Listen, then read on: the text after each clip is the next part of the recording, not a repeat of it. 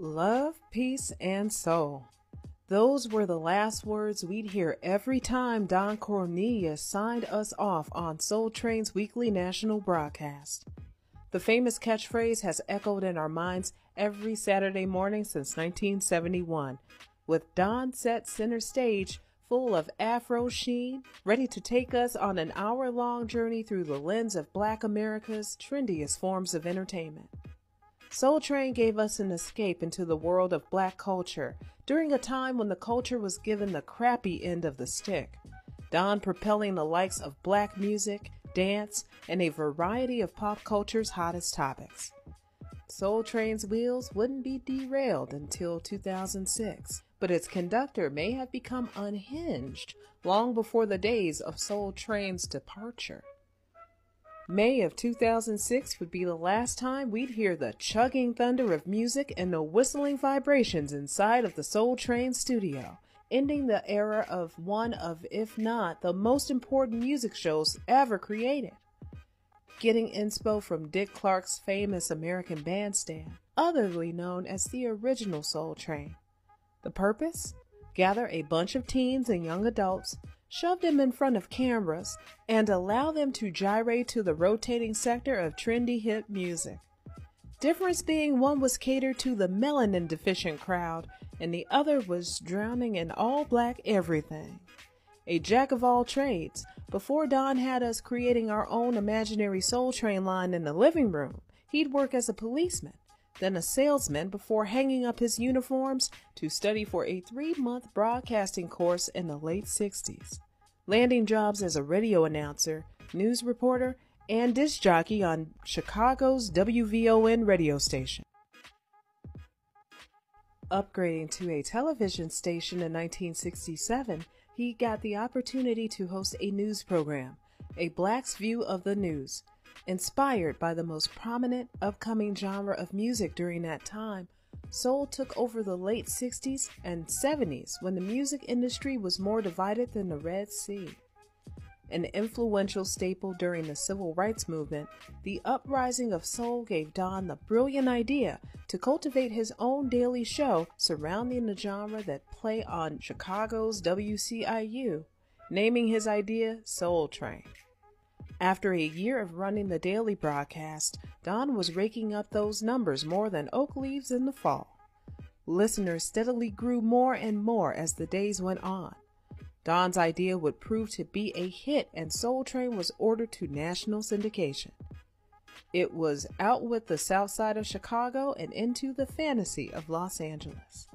Chicago and into the fantasy of Los Angeles. It's only up from here. Although Soul Train had been relocated from Chi-Town's airwaves to actual television, Chicago's local street talents had been uprooted along with Soul Train's foundational residents. Scouting the Chi streets, Don, along with producers, set off to find the best dancers in town. Parks and even high schools being rummaged. Soul Train didn't lose its value as it transitioned from the radio to television, drawing in a record number of large audiences across the world, both Black and white. Think MTV's TRL or even BET's 106 in Park. Soul Train came out during a time when Black culture was nearly obsolete to the mainstream world. No other show, station, or broadcast had displayed Black excellence in such a way. They didn't want to see us win. Don did. Scheduled to be shown every Saturday, your day was off to a great start whenever Soul Train's joyful vibes captivated you into a trance of positivity, fun, and freedom. It was a party every time. Aside from its dancers, musical guests would also contribute their talents to the train's main stage. Aretha Franklin, Marvin Gaye, the Jackson 5, and nearly every soul artist birthed by the canals of Motown, then some. An urban music time capsule, let Spike Lee tell it. For the next 22 years, Don Cornelius had made sure his show ran smoothly. Despite some mess here and there, dancers quitting only months in, shouting matches between dancers and staff ensuing, fried chicken served in between takes being used as weapons against the host himself, perm boxes and relaxers being gifted to crew in favor of actual compensation. And chicken, don't forget the chicken, since Soul Train dancers never actually got paid. I guess getting paid in clout isn't a new age transaction after all. Speaking of chicken clucking, thighs, wings, and drumsticks weren't the only weapons of destruction being utilized at Soul Train. Don Cornelius's fists were apparently being thrown harder than Rosie Perez's back down the train line. According to Cornelius's own son, Tony, his father was not hesitant to serve equal rights and equal lefts when it came down to his business. In this case, the indestructible train. Soul Train was his baby, and he'd do anything to protect his brand and his image. To us, Don was the cool teacher you hit up for advice only he could give. Or rather, the uncle you couldn't wait to see at the cookout. As soon as that big old afro graced the screen, you knew it was bound to be a good time. There was no Soul Train without Don Cornelius. But there is a Don Cornelius without Soul Train. A dark, sinister even, side of the Don that no one would have ever expected.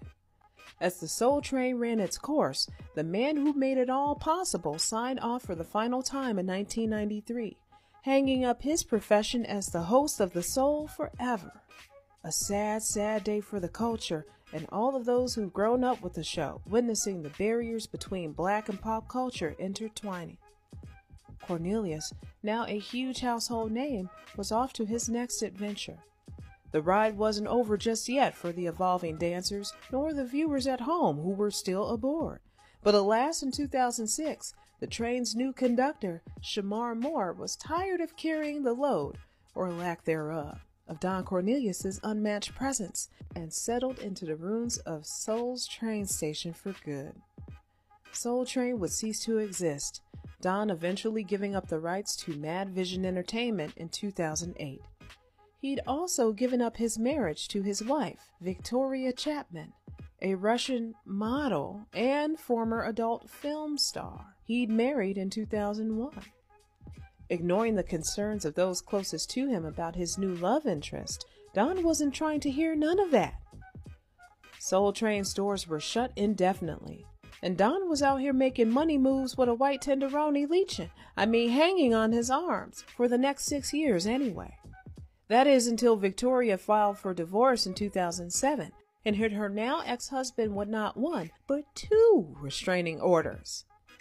Apparently, Don was putting the pause on his wife that resulted in him being hit with a felony domestic violence charge and arrested in October of 2008 at his Mulholland Drive home.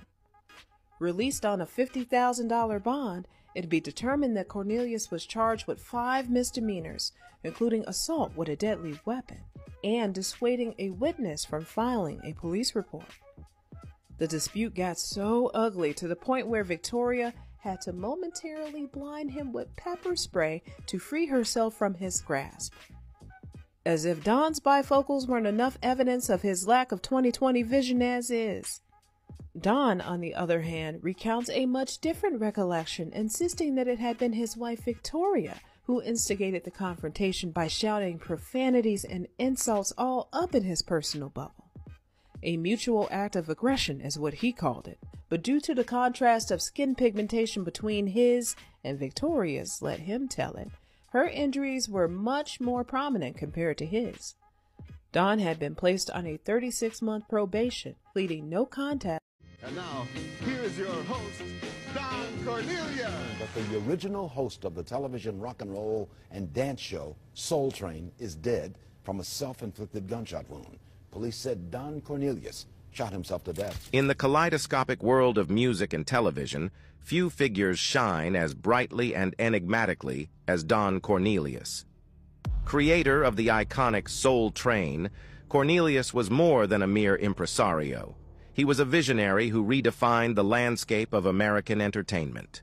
Because none other than the Iceman himself is going to be looking you right dead in your eyes after this very important message.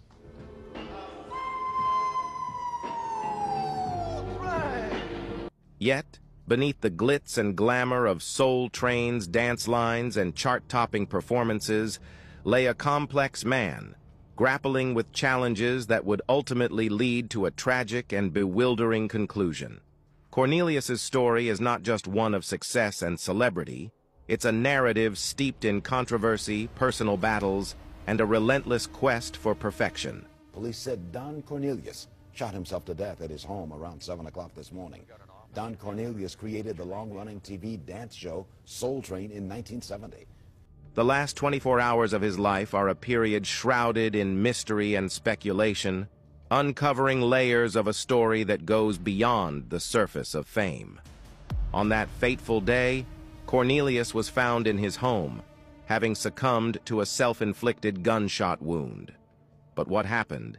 Did the pressure of the industry coupled with his health and financial struggles get to him? Or was the pain from his head surgery too painful for the once vibrant man to end up losing his life? This shocking end was a jarring contrast to the life of glamour and success he had led. The news sent ripples of disbelief and sorrow across the globe as fans and admirers struggled to comprehend the loss of an icon.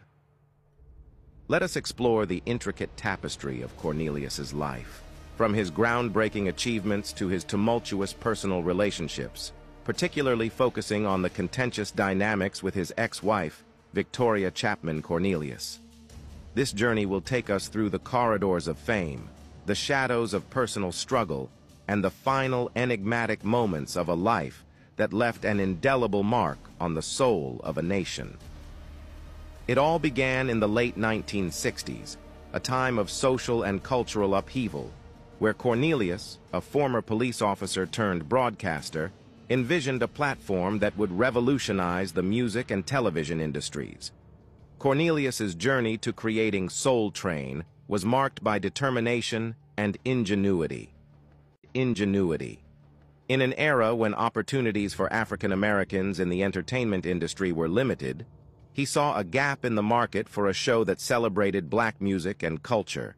His idea was a bold statement in a society grappling with issues of race and identity. In 1970, Cornelius's vision materialized with the debut of Soul Train in Chicago. The show was a vibrant display of music, dance, and fashion, showcasing the richness of African American culture. It wasn't just the music that made Soul Train unique. It was the way Cornelius seamlessly blended cultural expression with entertainment, creating a show that was both educational and exhilarating. Cornelius was not just the creator of Soul Train, he was its charismatic host, guiding viewers through a world of rhythm and soul with his smooth voice and impeccable style. His presence on the screen was magnetic, drawing viewers into the energetic world of Soul Train. He had a knack for engaging with artists and audiences alike, making every episode a personal and communal experience. Under Cornelius's stewardship, Soul Train quickly rose from a local television show to a national phenomenon. It became a platform where renowned artists showcased their talents, and emerging musicians found their break. The show's impact on the music industry was profound, providing a much-needed space for genres like soul, R&B, and later hip-hop to gain mainstream recognition. Soul Train was more than a music show. It was a cultural movement. It influenced fashion, dance, and language, becoming a trendsetter in every aspect.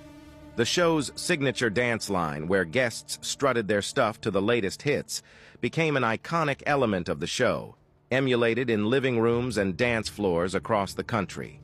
Cornelius's vision extended beyond entertainment. He was a pioneer in breaking down racial barriers in television. Soul Train offered a positive portrayal of African American culture at a time when such representations were scarce. He understood the power of media in shaping perceptions and used Soul Train as a tool for cultural education and empowerment. The success of Soul Train was a testament to his entrepreneurial spirit and commitment to his community. He navigated the challenges of the entertainment industry with savvy and grace, building a brand that became synonymous with excellence in African American entertainment. His journey was not without obstacles, but his resilience and dedication paved the way for future generations of African American artists and entrepreneurs. As Soul Train continued to soar in popularity, Cornelius's influence grew. He became a respected figure in the entertainment industry, known for his business acumen and his commitment to showcasing diverse talent. His contributions to music and television were not just about entertainment. They were about creating a space where African-American culture could be celebrated and appreciated. The rise of Don Cornelius is that of ambition, innovation, and cultural significance. His journey from a Chicago police officer to a television icon is a narrative of breaking barriers and pursuing dreams. His legacy began with Soul Train, but it extended far beyond, leaving an indelible mark on the fabric of American culture. As Soul Train ascended to new heights of popularity, Don Cornelius's personal life began to unravel, revealing a stark contrast to the smooth, controlled persona he displayed on screen. Behind the vibrancy of the show, he was embroiled in a series of personal and legal challenges that threatened to tarnish his public image. The first signs of trouble emerged in Cornelius's tumultuous marriage. His relationship with his wife, Victoria Chapman Cornelius, was fraught with conflict and allegations of domestic abuse. This discord was a far cry from the harmonious and upbeat atmosphere of Soul Train. The couple's disputes escalated to the point where legal intervention became necessary, casting a shadow over his personal life. In 2008, the situation reached a boiling point when Cornelius was arrested for spousal battery. The charges were a jarring contradiction to the persona of the charismatic host known to millions. This incident marked the beginning of a series of legal entanglements that would continue to plague him. The legal battles extended beyond his marital issues. Cornelius faced a restraining order, further complicating his personal affairs. These legal woes were not just a private matter. They became public fodder, contrasting sharply with his professional success. The man who had built a career on showcasing the best of African-American culture was now in the headlines for all the wrong reasons. Cornelius's struggles with his wife took a toll on his personal and professional life. The allegations of abuse and the ensuing legal battles painted a picture of a life in turmoil. This period was a significant departure from the image of unity and positivity that Soul Train represented.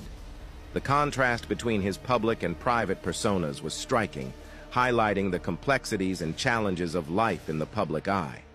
Despite these obstacles, Cornelius continued to helm Soul Train, maintaining his professional demeanor on screen. However, the strain of his personal issues was evident. The once unflappable host was now grappling with a reality that seemed at odds with the world he had created on television.